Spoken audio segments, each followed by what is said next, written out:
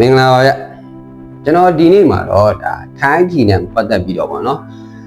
်တော်တော်များများပေါ့ကျွန်တော်အပါဝင်ထိုင်းပြည်တစ်စောင်းကိုထိုးတဲ့အခါကျရင်ကျွန်တော်တို့ကဒီကနန်းရွေးချယ်မှုကအဓိကကြတယ်ပေါ့နော်အဲ့လိုကနန်းရွေးချယ်တဲ့နေရာမှာလည်းကိုယ့်ရဲ့စိတ်ကြိုက်ကနန်းတွေကိုယ့်ရဲ့ဒါမနေ့ကအိမ်မက်မက်တဲ့ကနန်းတွေဒါမှမဟုတ်ကိုယ့်ဘာသာကိုတွက်ချက်ထားတဲ့ကနန်းတွေသူများဆရာနော်ဆရာတယောက်ကခမန်းပေးတဲ့ကနန်းတွေကိုဒီလိုမျိုးရွေးချယ်ပြီးထိုးကြတယ်ပေါ့နော်အဲ့လိုရွေးချယ်တဲ့နေရာမှာ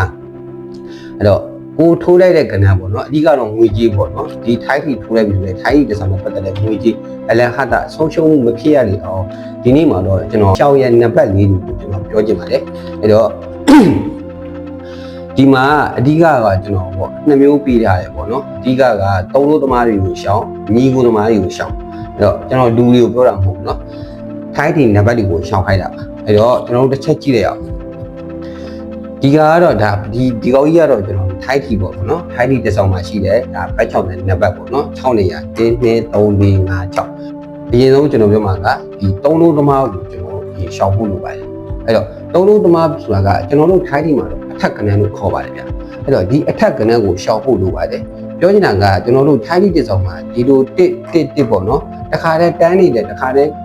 းလာတဲ့ပုံစံကိုကျွန်တော်တို့ရှောင်ဖို့လိုပါတယ်အဲ့တော့ထိုင်းထီတစ်ဆောင်မှာကျွန်တော်တို့ကဒီအနောက်မှာပေါ့ကိုယ့်ရဲ့စိတ်ကြိုက်ပေါ့နော်ခဏတစ်ခုရွေးချယ်လိုက်ဒီရှိတော့ဘာမှမကြည့်တော့အဲဒီလိုမျိုးတွေတော့မဖြစ်စေချင်ဘူးနော်ဘာဖြစ်လို့ဆိုတော့ဒီတစ်ခါနေမှာကျွန်တော်တို့ရွေးချယ်နေတဲ့ထိုင်းထီနံပါတ်ပေါ်မှာဒီအရှိ3လုံးတိုက်ကြီးက1လို့ပါလာတတ်တယ်ဒီနေရာမှာ1မဟုတ်ပါဘူးနော်2 3လုံး3 3လုံး4 3လုံးဒီလိုလာမယ်ဆိုရင်လည်းကျွန်တော်တို့ကဒီလိုပုံစံအနေနဲ့ရှောင်ဖို့လိုပါတယ်အဲ့တော့ကျွန်တော်ပြောချင်တာကဒီခြေသုံးလို့တဲ့တစ်ခုတည်းမဟုတ်ပါဘူးเนาะဒီလိုကနန်း၃မျိုးထပ်နေတဲ့အထက်ကနန်းနေပြီးအလဲမှာလာမယ်ဆိုတော့ကျွန်တော်ရှောင်ဖို့လိုပါတယ်အနောက်၃လုံးတိုက်ကိုရွေးချယ်ကစားနေတဲ့ရွေးဆွေကြတယ်ဒီလိုတစ်၃လုံးပေါ့เนาะအထက်ကနန်းနေလာမယ်ဆိုတော့ရှောင်ဖို့လိုပါတယ်အဲ့တော့ကျွန်တော်ဒီနေရာမှာတော့တတိယဆာပဲချထားတာပေါ့เนาะတစ်၃လုံးအရှိပို့ထားတယ်အမှန်တော့အရှိမဟုတ်ဘူးเนาะအလဲကိုလာမယ်ဆိုတော့တစ်အလဲကိုလာမယ်ဆိုတော့ရှောင်ဖို့လိုပါတယ်ဒီနေရာဆိုတော့ရှောင်ဖို့လိုပါတယ်အနောက်ဆုံး၃လုံးကိုတစ်ပေါ့နော်ဒီလိုခဏလေးလာမယ်ဆိုလဲရှောက်ဖို့လိုပါတယ်ဗျ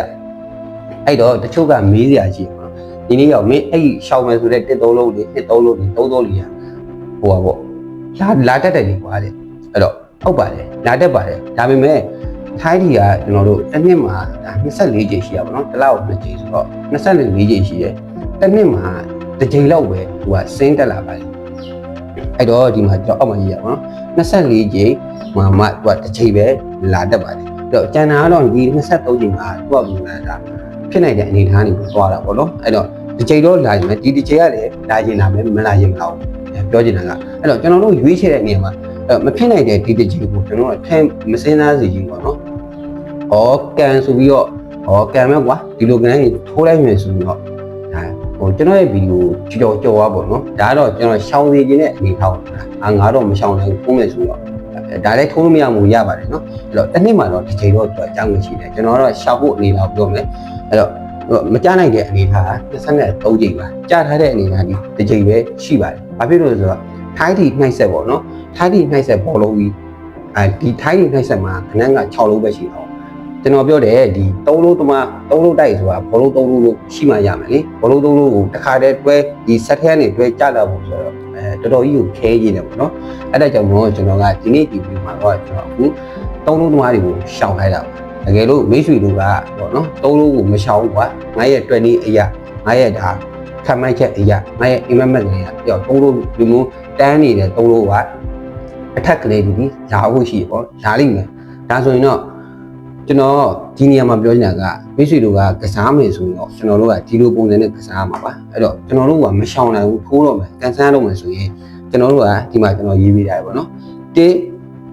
ဒီမှာတော့တစ်သုံးလုံးပဲတစ်သုံးလုံးအလဲပါကျွန်တော်တို့ကတခြားသောကဏ္ဍတစ်ခုကိုကျွန်တော်ကအစားထိုးထည့်လိုက်တာဒါမြင်ရမလို့ဒီပုံစံကတော့အများဆုံးလာနေရှိတာပေါ့နော်ပြောမှစီစက်ထဲကနေဒီဘောလုံးသုံးလုံးလို့နော်ဒီတစ်သုံးလုံးဆိုတဲ့ဘောလုံးသုံးလုံးလို့တန်းကြတာပုံဆိုတော့မဖြစ်နိုင်တဲ့အနေအထားပါ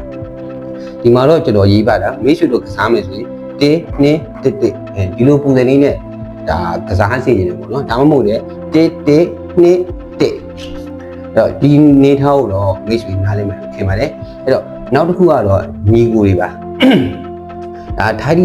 တဆောက်ရဲ့ဒါနောက်ဆုံး3လို့ပေါ့နော်ကျွန်တော်ဥပမာနော်ဥပမာပြထားတယ် 234ပါအဲ့တော့ဒီထိုင်းကြီးရဲ့ဒီဘိုက်6တဲ့နံပါတ်6မှာပဲဖြစ်ဒီအနောက်ဆုံး3လို့ပဲเนาะတချို့ကလည်းဒီနောက်ဆုံး3လို့တိုက်ကစားတဲ့လူတွေရှိရပေါ့နော်အခုကြီးတွေနဲ့မိတ်ဆွေတွေပါအဲ့တော့ကျွန်တော်အားလုံးကိုခြုံပြီးပြောလိုက်မယ်เนาะဒီနောက်ဆုံး3လို့ကစားနေတဲ့မိတ်ဆွေတွေကဒီလိုမျိုးညီကိုဒီလိုမျိုးညီကိုသမားတွေကိုရှောက်ပါဒီလိုမျိုး3လို့သမားတွေအထက်လာမဲ့ကဏ္ဍတွေကိုရှောက်ဖို့လိုပါတယ်အဲ့တော့ခုနကကျွန်တော်ပြောပြီးပဲမလာဘူးမဟုတ်ဘူးလာမဲ့24ချိန်မှာတစ်ချိန်ပဲသူကဆင်းလာအဲ့ဒီဆင်းလာတဲ့အနေနဲ့မှာကျွန်တော်တို့ကထည့်စဉ်းစားကြဒါမလိုဘူးပေါ့နော်ဒါလေးကိုကျွန်တော်အကြံပေးခြင်းမိတ်ဆွေတို့ရှိမှာပဲဒီနေရာကိုထည့်ကစားမယ်ဆိုရင်ဒီနေရာကိုပေးလိုက်တဲ့ဒါငွေကြီးတစ်ခုပေါ့နော်ဒါအလဟတာမဖြစ်ရအောင်လို့ဒါဒီနေ့ဒီဗီဒီယိုမှာကျွန်တော်ဝေမျှပေးတာပါအဲ့တော့ဒီမှာလည်းအတူတူပဲကျွန်တော်တို့နှစ်သုံးလေးကျွန်တော်ချတာအဲ့ဒီညီကိုတွေဒီဒါအနောက်ကိုဥပမာပြနော်အဲ့ဒီညီကိုတွေဒီအရှိမှလာတဲ့ကျွန်တော်တို့ကရှောက်ဖို့လို့လေအဲ့ဒီရှိမှနှစ်သုံးလေးလာမယ်ဆိုလည်းကံမဆန်းစိတ်ကြီးပေါ့နော်အလဲမှာချမယ်ဆိုလည်းမလို့ဒါလေးကိုတော့ရှောက်ဖို့လို့ပါတယ်ဒီအနောက်ဆုံးမှလည်းအတူတူပဲနော်နှစ်သုံးလေးချလာပြီဒီလိုကញ្ញန်းနေဒီလိုမြင်လာပြီဆိုရင်ကျွန်တော်တို့ကဒီထိုင်းကြီးလက်မှတ်တဲ့ဆောင်မှာမထိုးစေချင်ပေါ့နော်ဒါလေးကိုတော့ကျွန်တော်အကြံပေးချင်ပါတယ်အဲ့တော့ခုနတိုင်းပဲမိတ်ဆွေတို့ကဒီညီကိုတွေလည်းကျွန်တော်ကမရှောက်ဘူးပါညီလေးရောင်ပေါ့ဘူးတော့ကန်ဆန်းမယ်ဆိုရင်ကျွန်တော်ဒီမှာရေးပေးတာပါနော်အဲ့တော့ကျွန်တော်ဒီမှာ234အနေထားမှာမိတ်ဆွေကအလဲတစ်ခုကိုကျွန်တော်ကတခြားသောနံပါတ်တစ်ခုကိုကျွန်တော်ကဒီဘောပေါ့ထည့်ရမှာပေါ့နော်ထည့်မထည့်လဲလက်ရှိကျွန်တော်ထိုင်းထူတဲ့နေရာမှာအဲ့လိုအနေထားဖြစ်တယ်ဆိုတော့ဒါကန်ဆန်းလို့ရပါတော့ဥပမာ134ဒါမှမဟုတ်ရင်134ဒါမှမဟုတ်လေကျွန်တော်တို့က134ဒါမှမဟုတ်လေ2314ညီကိုကစားမယ်ဆိုလေညီကိုကစားပါအကြီးကပြောနေတာဒီလိုတန်းပြီးတော့ပေါ့နော်3လုံးတိုက်ပေါ့3လုံးတက်အထက်ကနန်းပေါ့ကျွန်တော်တို့ခေါ်တာအထက်ကနန်းအဲ့လိုအထက်အနေထားမှာတခါလဲစီနီယံလိုက်လာမယ်ဆိုရင်ရှောက်ဖို့လိုပါတယ်ဒီညမှာ3လုံးတိုက်ပဲဖြစ်ဒါကျွန်တော်တို့ညီကိုပဲဖြစ်အလဲမှာတခြားကဏ္ဍတစ်ခုကြထားတယ်ဆိုရင်ဒီလိုနေရာမှာဒါကစားလို့ရတယ်ပေါ့နော်အခုဒီပုံစံတိုင်းဆိုတော့1 3လုံးလေးကိုရှောက်ပါဒီလိုမျိုးတန်းပြီးကြလာတယ်1 3လေးကိုရှောက်ပါအဲ့တော့ဒါကတော့အထက်ကဏ္ဍပေါ့နော်ကျွန်တော်ခေါ်တော့အထက်ကဏ္ဍလို့ခေါ်တယ်ဒါကတော့ညီကိုကဏ္ဍလို့ခေါ်ပါနော်နောက်ဆုံး3လုံးကိုကစားမယ်ဆိုရင်အတူတူပဲကျွန်တော်တို့1 3လုံးလေး2 3လုံးလေး3 3လုံးလေးဒီလိုမျိုးအနေထားရှောက်ဖို့လိုပါတယ်ညီကိုအနေနဲ့ပြောမယ်ဆိုရင်1 2 3 3 1 2ပေါ့နော်1 3 4 3 4 5 1 5 6ဒီလိုပုံစံတွေကိုလည်းရှောက်ဖို့လိုပါတယ်အဲ့တော့ခုနကတော့ဒါပြီးပြီပေါ့နော်ကျွန်တော်အားလုံးရှင်းပြတဲ့အတိုင်းပဲထိုင်းဒီမှာသူကတစ်နှစ်မှာ24ကြိမ်ရှိတယ်ဒီလိုမဖြစ်နိုင်တဲ့အနေအထားဒီတစ်ချိန်တော့ကြာတတ်ပါတယ်ဒါပေမဲ့ကျွန်တော်တို့ကရွေးချယ်တဲ့အနေမှာဒီ23ကြိမ်ရှိတဲ့အနေအထားကိုပဲကျွန်တော်ကရွေးချယ်သူကမကြတော့မဟုတ်ကြတော့ကြတယ်တစ်ချိန်တော့မကြတယ်ပေါ့နော်ဒါလေးကိုဒါဒီနေ့ဒီဗီဒီယိုကပေါ့နော်ကျွန်တော်ကထိုင်းဒီတစ်စောင်းပဲထူလို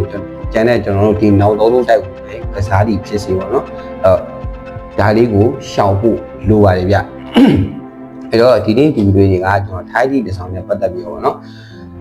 ကိုထိုးတဲ့ကဏ္ဍလေးကနေပြီးတော့အမှတ်တမဲ့ပါနော်တချို့ဟာလေလွဲချုံမှုဖြစ်သွားမှာဆိုလို့ပါအဲ့တော့ကျွန်တော်ကဒီအနောက်သုံးလို့တော့ဒူးပါရှေ့သုံးလို့မှသွားပြီးတော့လွဲချုံမှုတွေဒါမဖြစ်ရလေရောပေါ့နော်အဓိကကကိုထိုးလိုက်တဲ့ဒီထိုင်းဒီလက်မှတ်တစ်စောင်းငွေကြီးပေါ့နော်ငွေကြီးအဆုံးရှုံးမဖြစ်ရလေအောင်ဒီနေ့ဗီဒီယိုလေးကိုဒါကျွန်တော်ပေါ့နော်ပြပြပေးလိုက်ပါတယ်အဲ့တော့ကျွန်တော်နောက်ဆုံးအနေနဲ့ပြောမယ်ဆိုရင်ကျွန်တော်တို့ဒီလိုအထက်ကဏ္ဍဖြစ်တဲ့သုံးလုံးသမားတွေကိုရှောင်ပါပြီးရင်ညီကိုသမားတွေကိုရှောင်ပ